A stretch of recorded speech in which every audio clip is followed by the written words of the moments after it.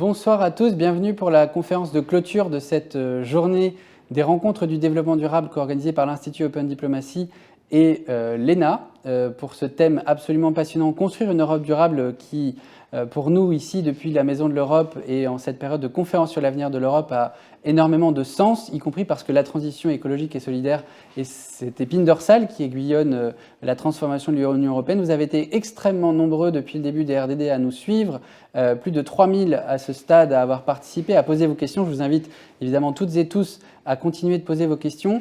Et pour ne pas tenir le suspense plus longtemps, je vais céder la parole à Monsieur Clément Beaune, secrétaire d'État aux Affaires européennes, qui, pour le gouvernement français évidemment, prépare la présidence du Conseil de l'Union européenne qui arrive au 1er janvier et qui nous a préparé un petit message sur ce qu'est l'Europe durable pour lui.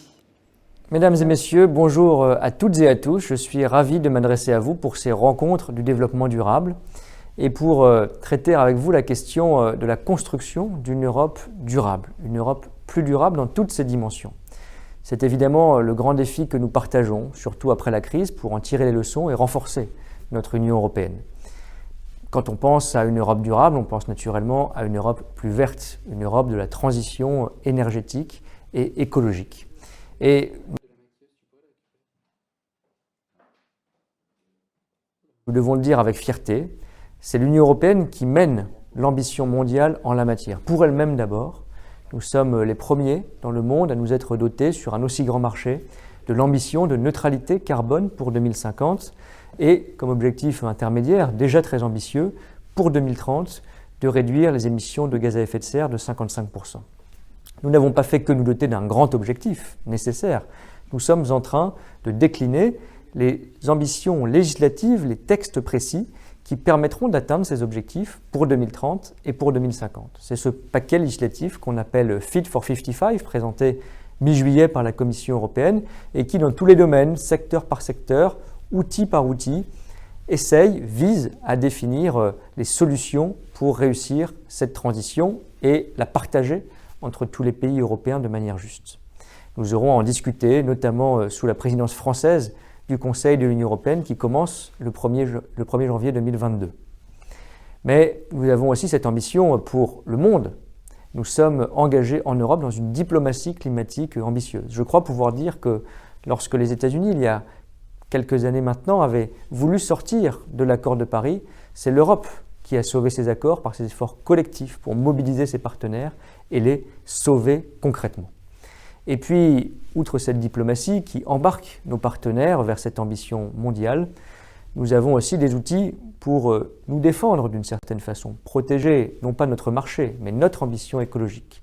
Je pense au mécanisme d'ajustement carbone aux frontières de l'Europe, qui est si important non pas pour se refermer, mais pour faire en sorte que notre ambition climatique pour nos entreprises, nos emplois, nos industries soit partagée par ceux à qui notre marché reste ouvert, qu'ils aient les mêmes exigences climatiques et environnementales à respecter quand ils vendent leurs produits en Europe. C'est la justice et c'est l'efficacité écologique.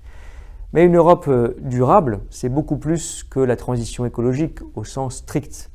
Nous devons nous engager dans le renforcement d'un modèle européen qui fait tenir nos sociétés ensemble. Nous avons vu pendant la crise à quel point ce modèle européen, de solidarité financière notamment, quand nous avons dû aider nos entreprises, protéger l'emploi et le pouvoir d'achat, mais aussi la continuation de la vie démocratique, même pendant nos mesures difficiles de restriction, elle a continué. Cette combinaison de solidarité et de démocratie, c'est l'Europe.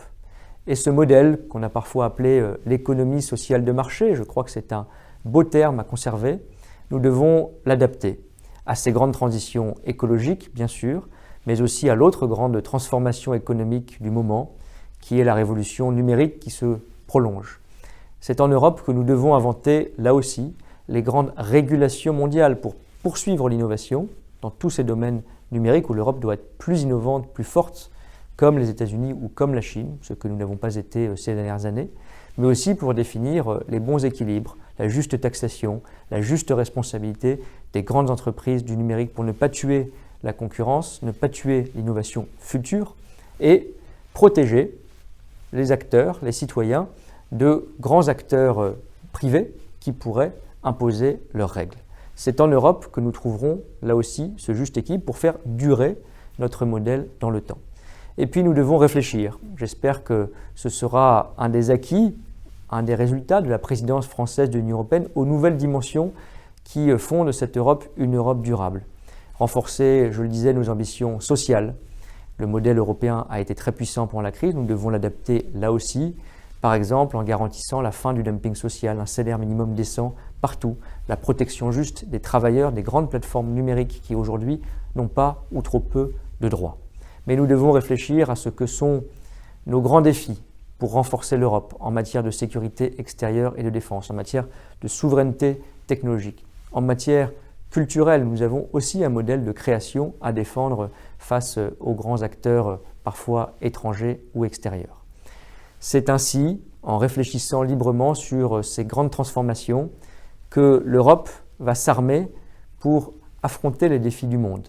Elle peut le faire avec tous ses atouts, avec confiance, car notre modèle va durer, car l'attachement à la démocratie et à la solidarité est plus fort, je crois, que chez beaucoup de nos partenaires, et il rend chaque jour l'Europe plus forte quand elle a conscience de ses atouts.